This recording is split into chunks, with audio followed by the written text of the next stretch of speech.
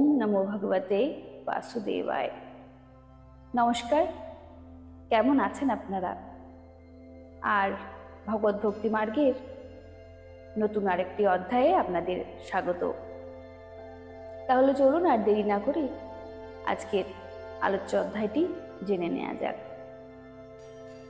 আজকের আলোচ্য অধ্যায়টি হল শ্রীমদ্ ভাগবত মহাপুরাণের ষষ্ঠ স্কন্ধের তৃতীয় অধ্যায়, যম ও যমদূত সংবাদ। মহারাজ পরীক্ষিত প্রশ্ন করলেন, ভগবান, এই বিশ্ব সংসার দেবাদিদেব ধর্মরাজের শাসনে রয়েছে, অথচ ভগবানের পার্ষদগণ ধর্মরাজের আজ্ঞা অমান্য করে তার দূতেদের অপমান করলেন। যমদূতেরা যখন যমপুরীতে গিয়ে অজামিলের কাহিনী তার কাছে বলল, তখন সব কিছু শুনে ধর্মরাজ তার দূতদের কি বললেন? হে ঋষি প্রবর, কেউ কোনো কারণবশত ধর্মরাজের শাসন অমান্য করতে পারে? এ কথাই এর আগে আমি আর কখনো শুনিনি। হে ভগবান, এই ঘটনাতে অনেকেই সংশয় প্রকাশ করবে এবং আপনি ছাড়া সেই সংশয় অন্য কেউ নিবারণ করতে পারবে না। এই বিষয়ে আমি নিঃসন্দেহ। শ্রী শুকদেব বললেন, হে পরীক্ষিত, ভগবানের পার্ষদগণ যখন যমদূতদের কাছে বাধা দিলেন, তখন তারা সংযমনী পুরীতে নিজেদের প্রভু যমরাজের কাছে গিয়ে নিবেদন করল। যমদূতগণ বলল, হে প্রভু, সংসারে যে পাপ কর্ম, পুণ্যকর্ম এবং পাপ পুণ্য মিশ্রিত কর্ম, এই 3 রকম কর্ম করে থাকে, তাদের সেই কর্মের যথাযথ কর্মফল বিধানকর্তা সংসারে কজন আছেন? জগতে যদি একাধিক দণ্ড বিধানকর্তা থাকেন, তাহলে কোন কর্মের ফল সুখ আর কোন কর্মের ফল দুঃখ, সেই বিধান এক একজন বিধানকর্তার এক এক রকম প্রদান করবেন। এরকম হবে না। সংসারে কর্ম করার ব্যক্তি অনেক হওয়াতে যদি শাসনকর্তাও অনেক হন, তাহলে সেই শাসনকর্তাদের শাসন কর্তৃত্ব চলবে বটে, কিন্তু সকলের শাসন একই নিয়মে হবে না। কর্তার বুদ্ধিভেদে দণ্ডের বিভিন্নতা আসবে।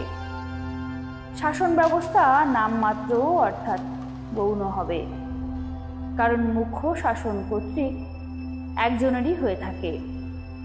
সমস্ত সামন্তগণের শাসন কর্তৃক ঔপচারিক, মুখ্য শাসন কর্তৃক সম্রাটেরই হয়ে থাকে। তাই আমরা তো মনে করি যে আপনি সকলেই প্রাণীর এবং প্রাণীসমূহের অধীশ্বরের অধীশ্বর। আপনি জীবের পাপ পুণ্যের নির্ণায়ক, শাসনকর্তা ও দণ্ডদাতা। হে প্রভু সর্বেশ্বর, আপনার বিহিত দণ্ড এ পর্যন্ত জগতে কেউ অমান্য করেনি, কিন্তু এখন দেখছি 4 জন অদ্ভুত দর্শন সিদ্ধ পুরুষ আপনার বিধান উল্লঙ্ঘন করল।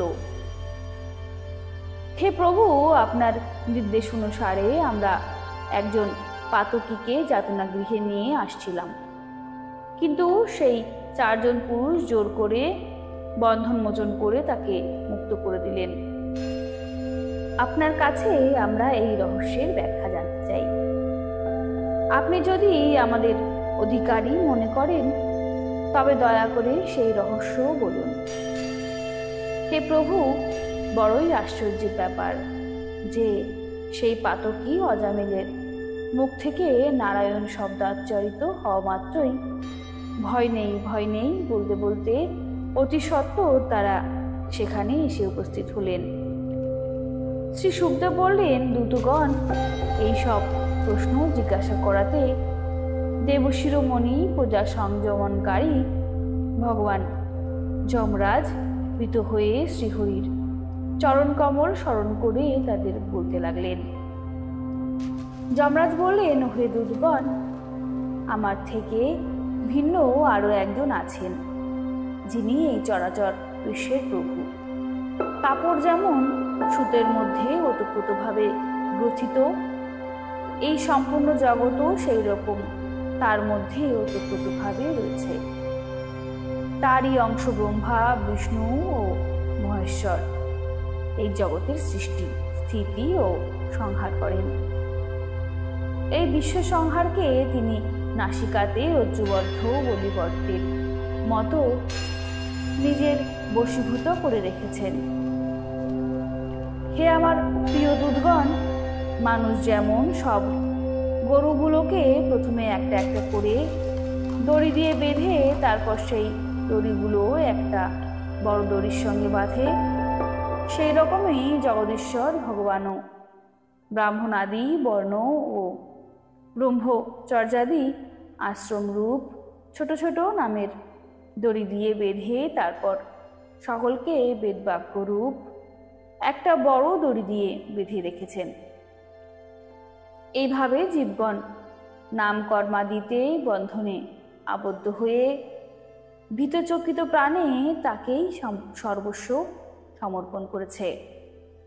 হে দূতগণ, আমি ইন্দ্র, নিঃসৃতি, বরুণ, চন্দ্র, অগ্নি, শিব, বায়ু, সূর্য, ব্রহ্মা, দ্বাদশাদিত্য, অষ্টবসু, সাধ্যগণ, মরুদ্গণ, সিদ্ধগণ, একাদশ রুদ্র, রজ এবং তমগুণ রহিত ভৃগু প্রমুখ প্রজাপতিগণ এবং প্রধান প্রধান সকল দেবগণ সকলে সত্যপ্রধান হওয়া সত্ত্বেও তার মায়ার অধীন, এবং তিনি কোনো কাজ কখন কি জন্য করেন তা যথাযথভাবে উঠতে পারি না। সেক্ষেত্রে অন্য লোকের সম্বন্ধে আর কি বলার আছে।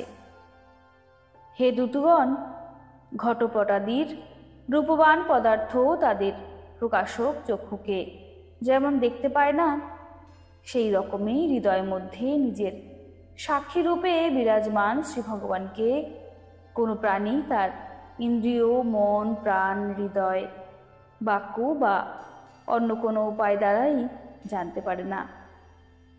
শ্রী ভগবান সকলের অধিপতি এবং পরম স্বতন্ত্র। সেই মায়াধিপতি পুরুষোত্তমের দূতগণ তারই মতো পরম মনোহর রূপ, গুণ ও স্বভাব সম্পন্ন হয়ে প্রায়শই এই ভূমণ্ডলে বিচরণ করে থাকে। শ্রী ভগবানের দেবগণ পূজিত ও পরম অলৌকিক পার্শ্বদের দর্শন অতীব দুর্লভ। তারা বিষ্ণুভক্ত মানুষদের শত্রুর হাত থেকে, আমার হাত থেকে এবং অগ্নি ইত্যাদি ভয় থেকে সর্বদা রক্ষা করে থাকেন। স্বয়ং ভগবানই ধর্মের বিধান দিয়েছেন। সেই বিধান ঋষি, দেবতা বা সিদ্ধগণ কেউই জানেন না। অতএব মানুষ, বিদ্যাধর, চারণ বা অসুরগণের তো জানার প্রশ্নই ওঠে না। ভগবানের দ্বারা রচিত ভাগবত ধর্ম পরম শুদ্ধ ও বুঝ, তা জানা অতীব কঠিন। যে সেই ধর্ম জানতে পারে সে ভগবত স্বরূপ লাভ করে। হে দূতগণ, ভাগবত ধর্ম রহস্য আমরা 12 জন মাত্রই জানি। ব্রহ্মা, দেবর্ষি, নারদ, মহাদেব, সনৎকুমার, কপিলদেব, স্বয়ম্ভুব মনু, প্রহ্লাদ, জনক, বিশ্বপিতামহ, বলিরাজ, সুখদেব আর আমি অর্থাৎ ধর্মরাজ। এই সংসারে জীবের পক্ষে নাম সংকীর্তনাদি দ্বারা ভগবত চরণের ভক্তিভাব লাভ করাই শ্রেষ্ঠ ধর্ম। হে বৎসগণ, ভগবত নামোচ্চারণের মাহাত্ম্য দেখো।